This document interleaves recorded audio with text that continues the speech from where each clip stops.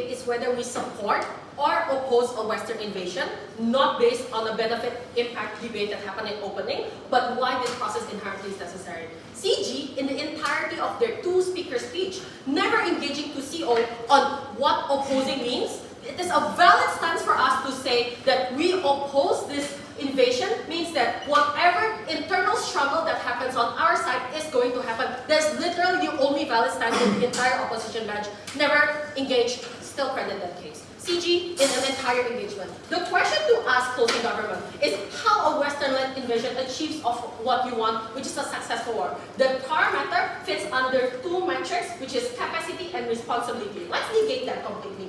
First, there is literally no responsibility coming from the West to do anything what to do in Sahel. That is literally fulfilling all of their white savior complex that they themselves introduced is bad. So no responsibility timed whatsoever. That parameter has already fallen. But their last remaining parameter is capacity. So let's ask whether the West in 2025 right now has the capacity. Keisha already told you all of those explanations on why US has their military spend on Israel, on Ukraine, EU fighting the all immigration and internal businesses. What does this mean? Literally, there's no capacity happening in any of the Western actors, closing government and the entire government bench tries to define. So these two parameters that becomes their only justification to support this invasion already falls. But notice that the entirety of their case has no exclusive link back to anything other into the West other than capacity, which I've already disproved anyways, right? So it's just supporting an invasion without any other tie to them. This is why they fall. So if their case to talk about, oh, invasion is necessary, when I've already rebutted the only urgency about capacity, they are the one who's leading an invasion without any sole actor. We don't think you should credit that case, right?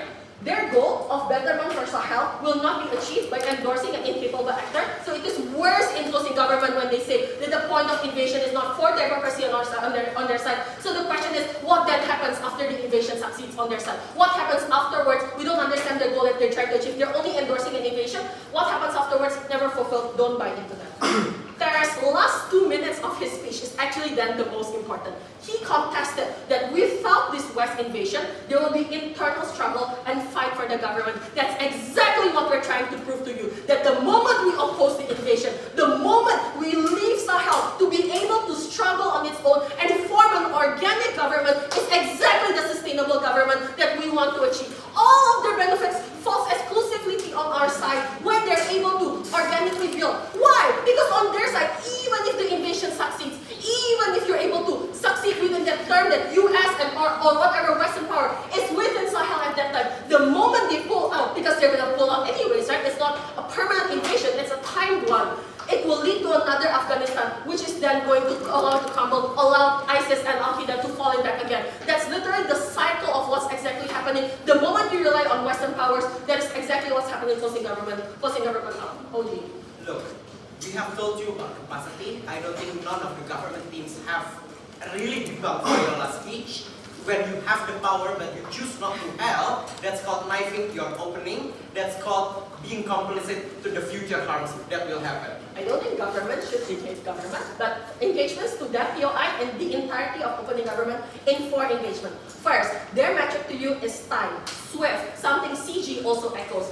Question, why is this actually the parameter? Both government banks just tries to take the easy way out by saying fast invasion, so they don't actually have to defend the dependency argument that is the elephant in the room they never want to engage. You cannot do that because you either A, explain to you what is a fast invasion, nothing they have actually proved. Invasions cannot be fast. It will be messy, you'll just kill people, and you'll just end up hurting people. That's actually what's going to happen. But so too, most likely what's going to happen is the invasion will take time. It literally tackles opening government's harm of, oh, you don't want casualties. Invasion literally means casualties on their side of the house. It will take time, so you either fast or messy, which that's going to happen in their swift mechanism, or messy and take casualty, which is the harm that they want to negate. That is why that is not the parameter to debate.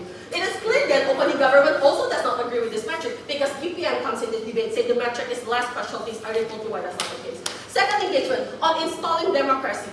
Okay, it is a fiat for OG to say that this invasion might happen. It is not a fiat to say how democracy is installed after this invasion. That's why Keisha's POI makes so much sense, right?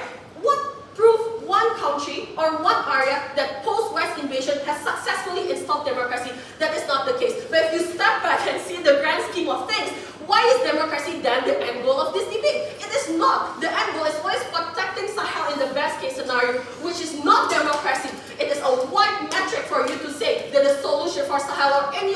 other non-Western country is democracy. That is the metric that we're saying. That's why credit CO, when we told to you the metric is not democracy, that is not, it's just the independence of Sahel and how they're able to establish their government.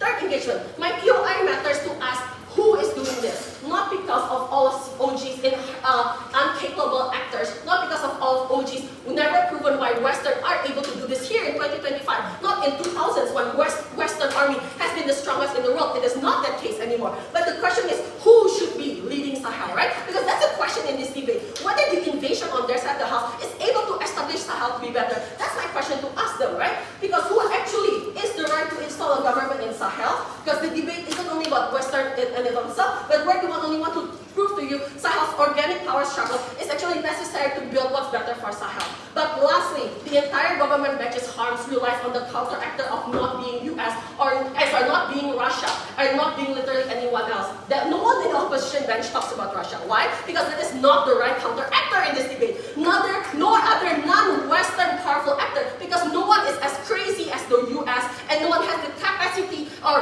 has the right or has the right to do so. This is why the alternative of opposing the invasion is what closing opposition brings into this debate. It's letting the internal power struggle shift to build a more organic and sustainable form of government that is becoming the goal of any other team in this debate. This is the most important. How then this differs with opening opposition? Yeah, OO isn't house stance or whatever, but saying that you want to negate Western being bad and say that you still want support of Western, it's very confusing to believe, right? Because it is an unstrategic stance to take, sorry guys. You cannot oppose an invasion when you still support a proxy war. That's why you credit closing opposition for being the only one reading the motion properly. The opposite of support is oppose. The opposite of allowing an invasion to happen is letting things course their way. This is why our case is the most valid. Vote for CO.